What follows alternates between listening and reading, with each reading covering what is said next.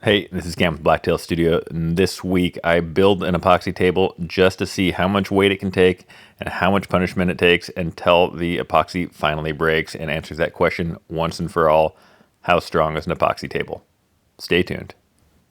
This is not going to be my typical how to build an epoxy table video. I've got lots of those videos out there. I'll include a link to one or two of those in the video description. If you do want to know how to make a really nice epoxy table, this is just going to be a really strong epoxy table. This is 2.5 inch thick Oregon black walnut that Gobi Walnut donated for this project.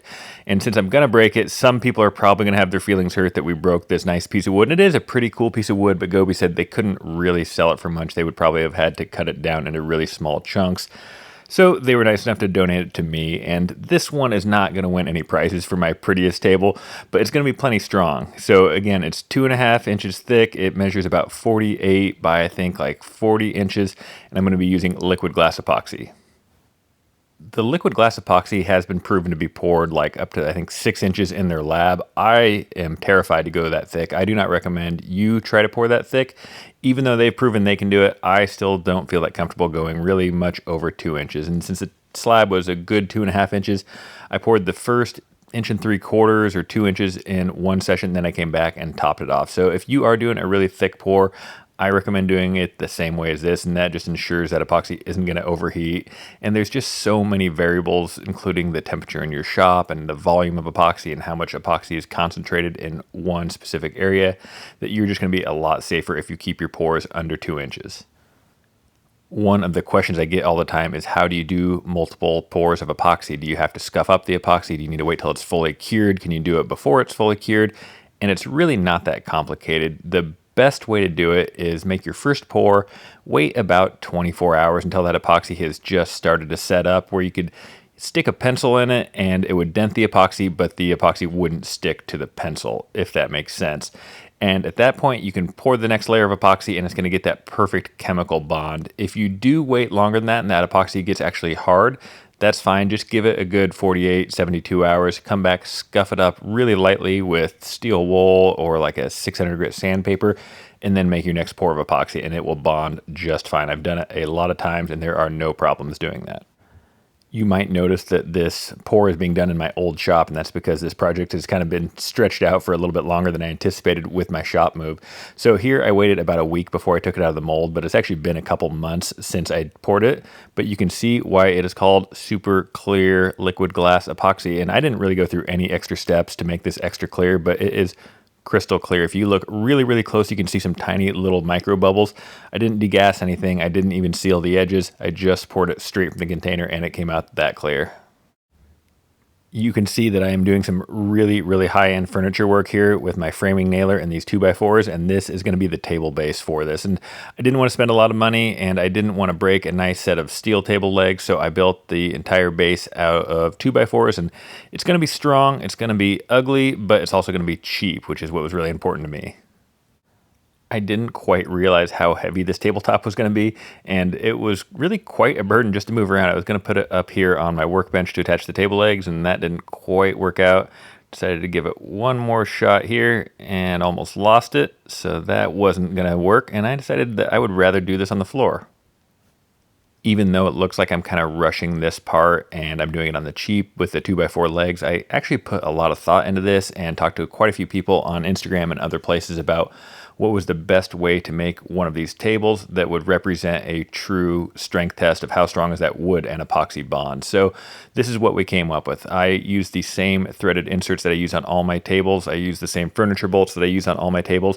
Normally I would have a support going across that epoxy portion, but I wanted to make sure it was only the epoxy supporting the weight, and so that's why we don't have that support going across. And overall we have a pretty stout, again, pretty ugly table, but we are just about to start our first test. I went and rented 25 80-pound sacks of concrete from Home Depot, and if you're wondering how you rent a concrete sack, is you buy it and then you drive it back there a couple hours later, because I did not have any use to keep 25 sacks of concrete. So what I'm doing here is I'm just trying to concentrate all that weight directly on the middle. And of course, some of that concrete sack is going to be barely on the wood, but primarily it's all going to be concentrated there right on that middle epoxy portion. I tried to be as transparent as possible when making this video because for some reason nobody trusts anybody on YouTube, and they're probably not wrong most of the time. So I didn't have any funny smoke and mirrors. I didn't have any funny camera angles. Everything you see there is exactly how it was in real life. And I'm not saying it's a perfect test. I'm sure a lot of you out there will have some suggestions on how I could have done it better, but this is what I came up with for a way to get a lot of weight on a really small area. In the end, I was able to get 21 of the 25 80-pound sacks on top of this for a total of 1,680 pounds. Any higher than that, I was just starting to get nervous of it toppling or how I was going to do it, whether I was going to have to rig up ladders, and then if it fell over, is it going to hit my ladder? So I think we pretty well answered the question that this table is going to be plenty strong enough. If you're going to have more than 1,700 pounds on your table, if you're having some crazy dance party and you go past 1,700 pounds, I think you should probably reevaluate the people you're inviting to your dance party.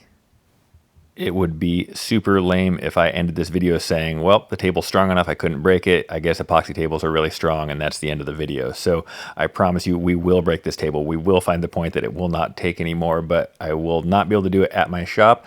So I had to enlist the help of some heavy machinery, and the guys up at Gobi Walnut were eager to find a way to help me break this table. The first thing we came up with to test the strength up at Gobi Walnut was just to set a big log on it. And this is by no means their biggest log. This is actually one of their smaller logs. It still weighed over 2,000 pounds, so it's not a ton more than the concrete sacks. And after seeing that it didn't even sag or flinch at the concrete, I didn't think this was going to do much either. But I did want to get one more static log test, static weight test before moving on. And I'd asked them about doing like a 4,000 or 5,000 pound log, and they thought it was going to be too hard to get a log that would balance on that middle epoxy portion. It would either kind of sit off to the side or just roll off altogether. So this is the biggest log that they felt comfortable doing this particular test with. The guys did a really good job of getting this log right on that center epoxy portion. I'll show you here in a minute that the back portion was just partially on the wood, but overall it was pretty much all concentrated right there on the center part. And again, after that concrete test, I did not expect this log to break it, and of course it didn't. It's not even beginning to sag, so super clear liquid glass epoxy is holding up really well so far.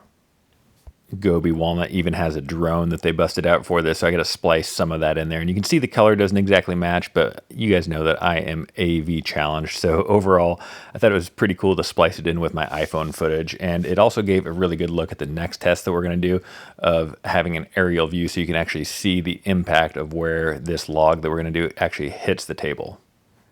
So far, I'm enjoying this video, and I promise it's just going to get better. If you are enjoying it, do me a favor, hit that like button right now, hit that subscribe button, because that's what enables me to make tables just to break. This is just entertainment. I did not make any money on this table. This is just for my YouTube page, and this is what I want to do. This is the fun stuff for me. So if you guys hit that like button, hit that subscribe button, that'll enable me to keep making more videos like this. Maybe I can do more additional strength test videos, start at like 1/2 inch tables, 3/4 inch, 1 inch, and see how much weight all those can take. So this is Phil. He is the manager at Gobi Walnut, and he probably looks like he would be the manager at a place like Gobi Walnut. He is in full lumberjack mode, and this is what he came up with. I did not ask for this. This is all his own creation. They have an 840-pound oak log that he had chainsaw sharpened to a point. So picture the last scene in Predator, and this is what Phil came up with to try to break this table. If you still haven't figured out exactly what is happening, they are going to use parachute cord, hook this to one forklift, put Phil in a basket in another forklift, have him go up, cut the cable with a knife, let the pointed log drop directly on that center epoxy portion of the table, and see if that will actually break it. If you want to play along and have a little bit of fun, leave a comment right now with your prediction of what's going to happen, and then you can either leave a comment or edit your comment with what actually happens and your reaction afterwards to see how close you were. I've already been doing some teasers on Instagram, and people are leaving a lot of kind of varied predictions about what happened when this log drops, because I haven't released it anywhere yet. This is the first time you guys are actually going to see what happens when you drop an 840-pound log on this table. So I think it's pretty cool, and when we get closer, I'm going to cut the sound out and you can listen to the entire process. You guys ready? Yep. I'm not. Hold on 1 second. Let me double check. Yep.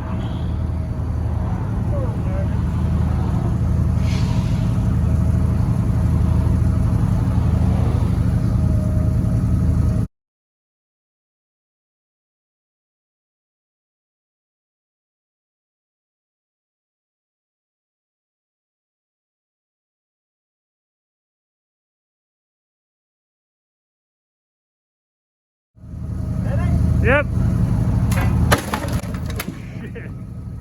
That'll do it.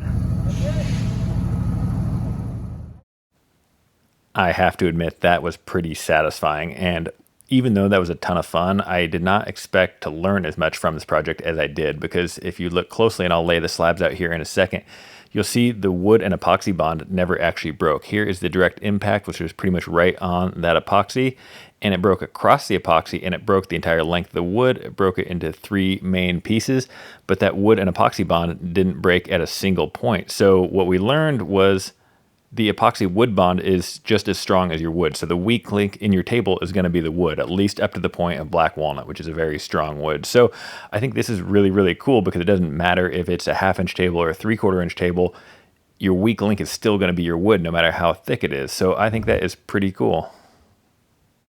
I want to thank the people at Super Clear Epoxy for providing me with this epoxy, and I will not make any bold claims saying that Super Clear is the strongest epoxy in the world, because I haven't tested it. I don't actually know. It would just be me saying that, and you shouldn't believe stuff that people just say without proof. What I will say is I do not expect every epoxy to hold up as well as this one. So if you want to do a similar test, if you want to have a table that's going to be this strong, I recommend using the Super Clear Epoxy. I'll provide a link to that in the video description below. And again, thanks to people at Gobi Walnut and Super Clear Epoxy. All right, since Phil was able to come up with this crazy epoxy table breaking device, this week start your question or comment with the name Phil, and I will know you made it all the way to the end of the video, and I promise I will answer all of your questions and comments first. As always, thank you so much for watching. Please subscribe for more videos just like this one.